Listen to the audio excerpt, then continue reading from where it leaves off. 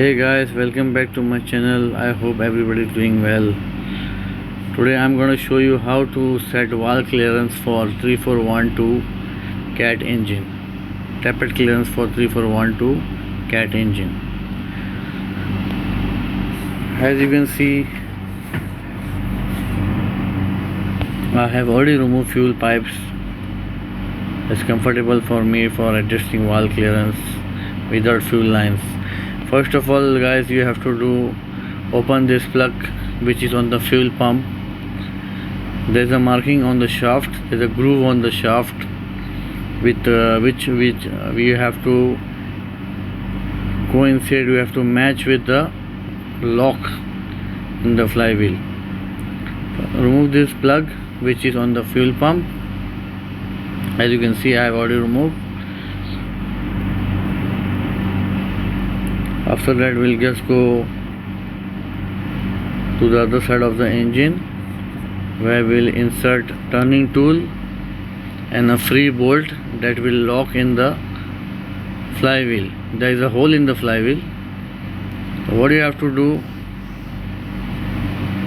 with the help of ratchet and the turning tool,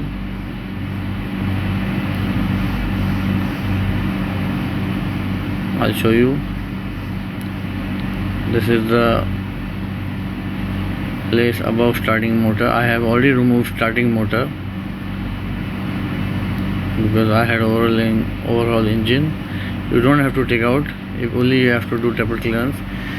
This is the turning tool where you have to insert it, and this is a free bolt. Use any free bolt, any size, but which is free. Make sure it is free. That will go and lock in the flywheel.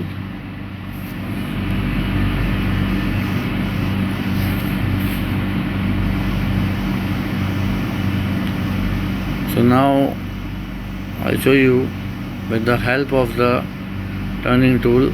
I have already inserted turning tool, and with the help of the ratchet I'll just try to turn it, and with the one finger I will just press the bolt and turn it. By the same time,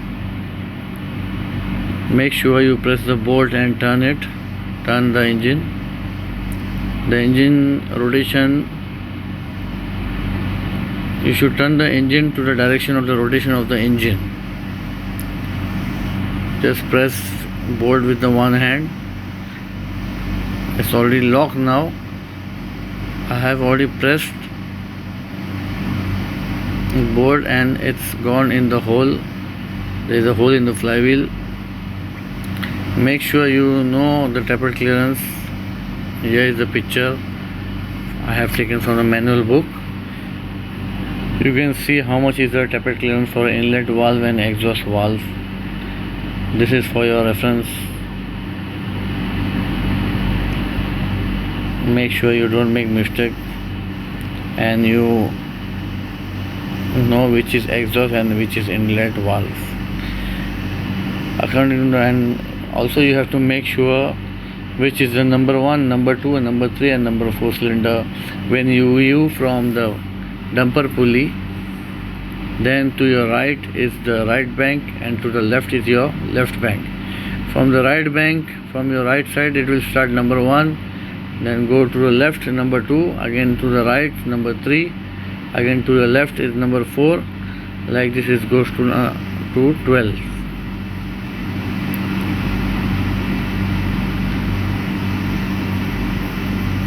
So again, this is the turning tool I just forgot to show you.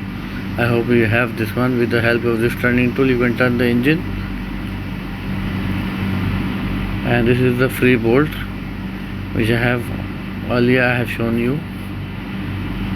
Again, I'll turn the engine because it's not matching with the flywheel.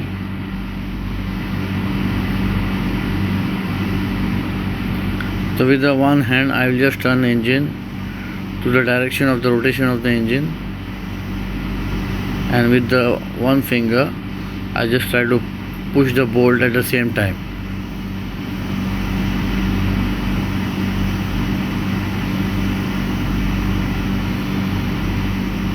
Once the bolt have locked the bolt which we have pushed, that will go in the flywheel.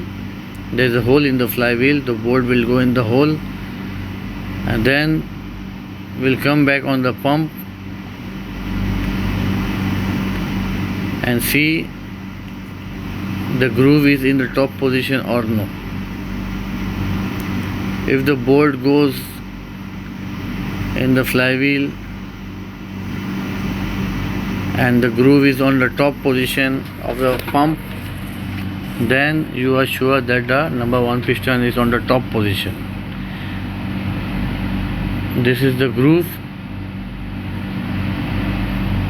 I just try to turn opposite to show you how the groove looks like. This is the groove now in the position. I will turn opposite direction now.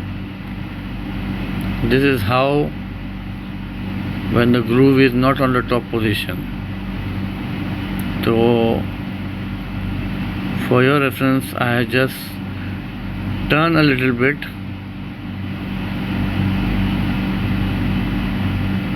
to show you how the groove is on the top position and how it is not on the top position. Again, I will make it reverse and bring it to the position. I'll bring the groove on the top position. So by looking at the groove and matching the bolt in the flywheel, I am 100% sure that number 1 is in the top position.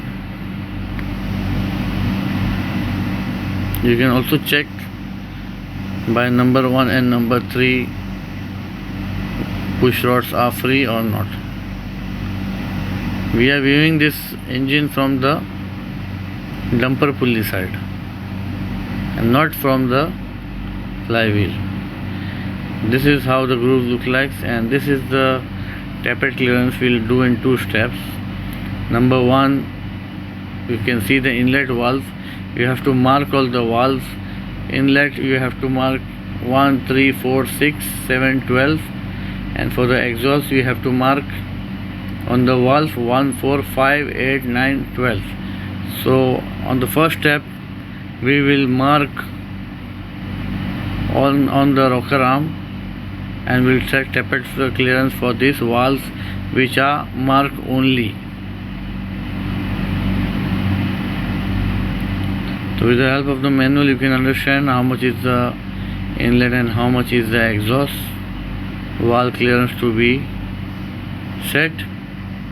With the help of the filler gauge we'll set it to the required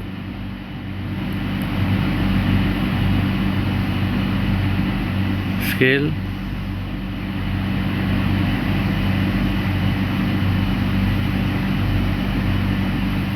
Like this, we'll only set tappet clearance for the marked rocker arm. Once you have completed the first step,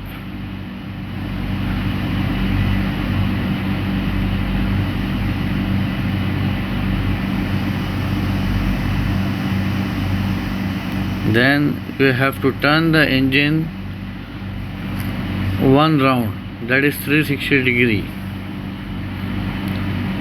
That time it doesn't matter, you don't have to see the groove in the fuel pump. Only you have to remove the locking bolt and turn 1 round, that is 360 degree, and then again insert the bolt. And now this time you have to set tappet clearance for the unmarked rocker arms. The mark 1 we have already set tappet clearance in the first step, and now we are setting the tappet clearance in the second round which are not marked. Make sure in the second step